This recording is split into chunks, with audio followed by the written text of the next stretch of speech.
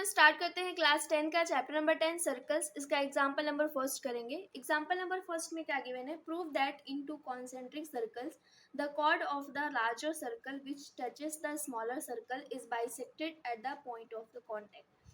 तो यहाँ पे गिवन है दो कॉन्सेंट्रिक सर्कल दिए हुए। कॉन्सेंट्रिक सर्कल मतलब क्या होता है कि जब एक ही सेंटर से दो या दो से ज़्यादा सर्कल्स बनाए जाते हैं तो उन्हें हम क्या बोलते हैं, कॉन्सेंट्रिक सर्कल्स बोलते हैं। आगे क्या बोला गया है, the chord of a larger circle, जो बड़े वाले सर्कल का अगर मैं बनाऊँ तो ये इसका कॉर्ड हो गया। और क्या बोल रहे हैं, विच टचेस द स्मॉलर सर्कल, तो छोटे वाले सर्कल को क्या हो रहा है, ये कॉर्ड टच करते हुए जा रहा है। Is bisected at the point of contact. तो जैसे यहाँ पे ये एक छोटा वाला सर्कल हो गया, ये कॉन्सेंट्रिक सर्कल्स बने, ये छोटा वाला सर्कल, स्मॉलर वाला, ये लार्जर वाला। ये लार्जर के लिए क्या है, एक कॉर्ड है, और ये छोटे वाले सर्कल को क्या कर रहा है, टच कर रहा है। तो ये क्या बोला गया है कि इस कॉर्ड को ये बाइसेक्ट कर रहा है। तो यहाँ पे हमें ये प्रूव करना है कि AP इज इक्वल टू क्या होगा, PB होगा।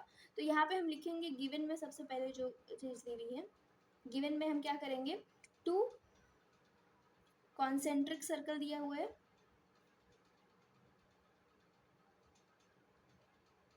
कॉन्सेंट्रिक सर्कल्स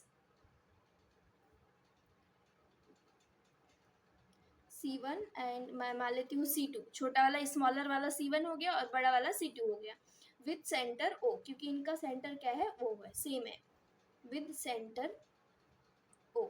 और फिर हमें क्या दिया हुआ है, एंड कॉर्ड दिया हुआ है, कॉर्ड AB। यहाँ पे कॉर्ड AB है जो कि क्या कर रहा है, ऑफ द, पहले लिख देती हूँ, of the larger circle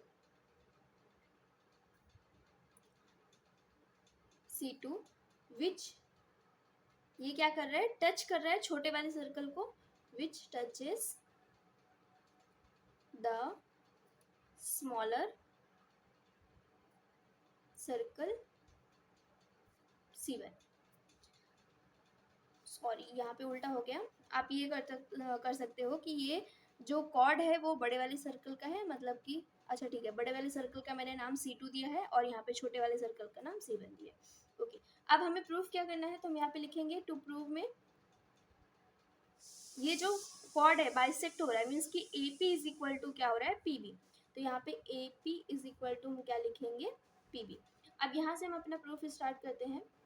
proof start करने से पहले मैं आपको बताती हूँ कि अगर आप छोटा वाला सर्कल देखोगे, छोटा वाला सर्कल, तो ये जो कॉर्ड है ये इससे ऐसे टच होते हुए जा रही है। इसका मतलब ये जो लाइन थी AB, जो लाइन थी, ये छोटे वाले सर्कल के लिए क्या हुई, टेंजेंट। तो हम जब सेंटर से इस टेंजेंट पे क्या करते हैं, रेडियस खींचते हैं, तो ये क्या होता है, 90 डिग्री बनाता है।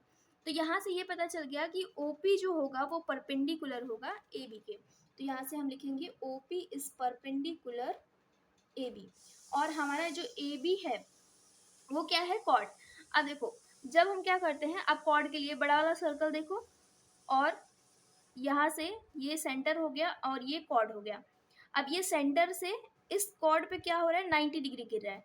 तो जब सेंटर से हम कॉर्ड पे 90 डिग्री ड्रॉ करते हैं तो ये क्या करता है, कॉर्ड को दो इक्वल पार्ट में डिवाइड कर देता है।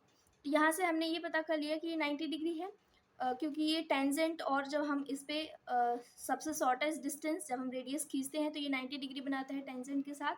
और जब हम सेंटर से कॉर्ड के ऊपर, क्योंकि ये बड़े वाले सर्कल के लिए क्या है, कॉर्ड है, तो जब हम सेंटर से कॉर्ड के ऊपर क्या करते हैं, 90 डिग्री खींचते हैं, तो ये इसको क्या करता है, दो इक्वल पार्ट में डिवाइड कर देता है। तो यहाँ से हम लिखेंगे now AB is the chord of larger circle C2। And अभी हमने जस्ट ये लिखा, मैं वापस लिख देती हूँ, OP क्या है, परपेंडिकुलर AB।